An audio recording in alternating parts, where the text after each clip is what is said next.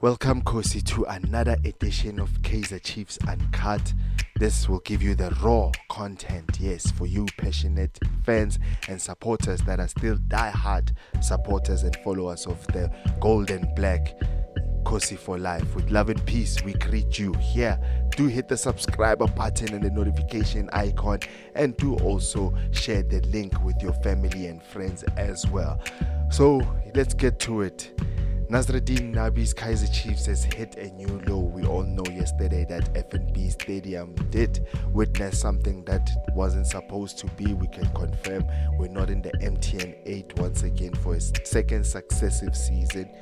We knew we were playing, we were gambling, and we needed favors from others, but we didn't do our own job. That was to be victorious and grab all the 3 points.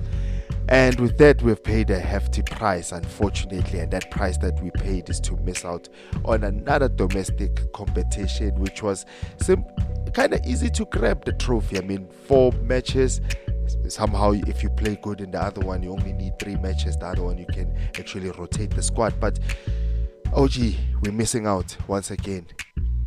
Second successive season, we should have won the game, but goalless. For the first time, the defenders and the goalkeeper do their job, but we failed to do it on the other end, where the strikers or the attacking midfielders lack creativity that actually needed to just go all over the line. Yeah, this is the worst season ever. Worst season ever, man. Yeah, we might have won this Nedbank Cup, but to be honest, this Nedbank Cup was masking. We actually won it by luck. That's how we won this Nedbank Cup, bro. We are the weakest team, one of the weakest teams in the league, man. If you look, man, we only won 8 out of 28. Okay, we played 29 because we did play a Royal AM. We didn't win against them either. We only got 1 point. So that match was taken away. Still, 8 wins in 28 matches. That's worse than, I think their record was 9. Now this is worse than worse. Nedbank Cup, just to console us, but to be honest, we're just a poor middle table team trying to act like we are a top team. We are not. Wow, I guess that's the tactic that was needed for some teams like Kaizer Chiefs, because I can relate with one particular incident that just also occurred, that is of Tottenham Hotspurs, where they focused solely on winning one domestic trophy or continental, whichever one they participated in, and they won the Europa, but in the league they performed poorly, way below par of their objectives that they wanted to achieve. And when you look at Chiefs as well, in the league we fell short of the MTN 8. So I think it was maybe something like that we actually focus on ending a drought of something of that sort, because we also ended a decade-long trophy drought. So yeah, we feel short that in last game they should have played it like it was a final. I mean, if they played it like it was a Nedbank Cup final, that's all we needed from this one. And now they can rest all they want, knowing that they can play in the pre-season. Well, it's not really pre-season, but yeah, we treat MTN 8 as a pre-season tournament, in that sense that it opens the season of the league campaign. But yeah, we're gonna miss out once again, and us having that momentum from the Nedbank Cup, I felt that if we participated in it, we would have been favorites. How do you feel about that? Would you think we would have not reached the final? I'm not so sure, man. You see, out of these 12 losses, if they could turn 2 of those into wins, and then you could lose 10, that's disappointing to lose 10. You know, Mamelodi Sundowns only lost 3. Orlando Pirates lost 5. We lost 12. That's a lot. That's a lot of losses, man. So any team can beat us, man. Any team can beat us, basically. So it's amazing, man. I think Orlando Pirates did the double on us. Mamelodi Sundowns did the double on us. A few other teams also did the double on us, man. So it's disappointing. Very disappointing. We were lucky to play those teams that we played in the Nedbank Cup, for us to get closer there. We beat Sundowns, and questionably offside goal, we know it. Pirates, we were lucky that they were not in the mood, they were tired or whatever, man. But we need to build a team where when they play us, man, every team is scared to play Kaizer Chiefs. But now, at the moment, Kaizer Chiefs doesn't have a team. Nasruddin Nabi has to do something big.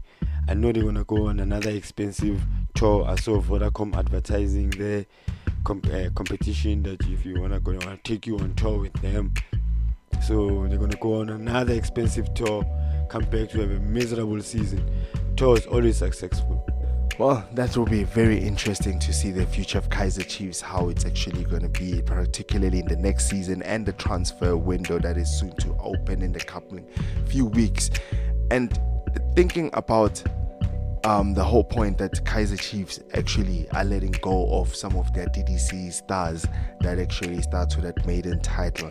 As we did mention in some of the previous editions when we spoke particularly about the DDC structure, but as you know that Ntando Nkosi will be leaving, going to TS Galaxy, and that has been confirmed. One of those players that you'll be looking to also be filling in the roles in the starting lineup, especially in the senior team, because we know, especially our department that we're focusing on is the goalkeeping department. Doesn't mean that when they've kept a clean sheet for the first time in a very long time, that doesn't mean that we need some changes.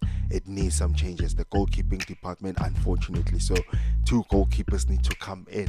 First class, 1 definitely for the future, and we already know who's under our radar. So yeah, drop your comments and tell us where to from here, Kosi, because it's really bad for in terms of the league inconsistency in such sort. But can we do it? We can do it. It's a new season. Nasruddin Nabi now understands how the PSL is structured, how it works, what is being demanded of him. He has also delivered. Let's also give it to him. He has also delivered a trophy. We celebrated. We silenced the other side of Soweto. So for that, really, we must give it to him. But in the league, let's also not forget that he's not the only one that is running there in the pitch. The players themselves also need to pull up their socks and play. OG, any particular players that you keep definitely for next season from the ones that you've seen? Definitely the ones that he has brought in, I'm happy with them. I'm definitely happy with the players he has brought in, with the performances they put out. But who would you keep for next season? And basically, I would keep the core of the team, and I'd keep most of the guys, man. I only make a few changes. Maybe get rid of Edmisil Dove. Definitely Zita Kunika. At the back there, they must go. I think, me personally, I don't like Frosla.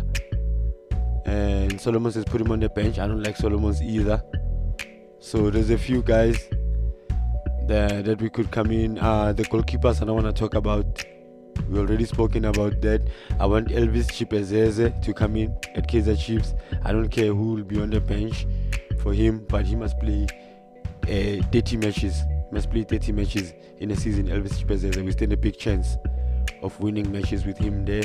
And we need a striker, big striker, somebody who will be able to hit those goals. And one more backup, so we need to get rid of Ranga. And who else? I think the young kids, man, are okay for now. And we need to get rid of Gaston Serino. Kosi, there you have it. Tell us who you think should still remain in the next season to help us with consistency, to help us with that hunger, that motivation that we need in order for us to remain the Kaizer Chiefs that we used to be. But now it needs to be a new Kaizer Chiefs. It's been overhauled. We need the youngsters to come in. They've shown us that they are hungry as well. They've shown us that they want to win the league. They know how long it has been since Kaizer Chiefs lifted the trophy, and now they know how long it has been the league. So it's not like they're not aware. They are aware. Let's give them a chance. But we also need other players to come in and take the responsibility. So the players that we talking about, the strikers, are the players that know their job. They're not there for just show, but score goals. They are there to do their job. Defensively, we're leaking goals, lots of goals, shaming. But we also need them. But Kosi, tell us what you think now, because it's not about us what we always think, but it's all about what we think as a Kosi Nation in order for Kaizer Chiefs to move forward progressively, because we're not just criticizing to say that one they lack, but the stats also have their numbers as well. The stats have their numbers. But for now, let's wrap it up here. With love and peace, we out.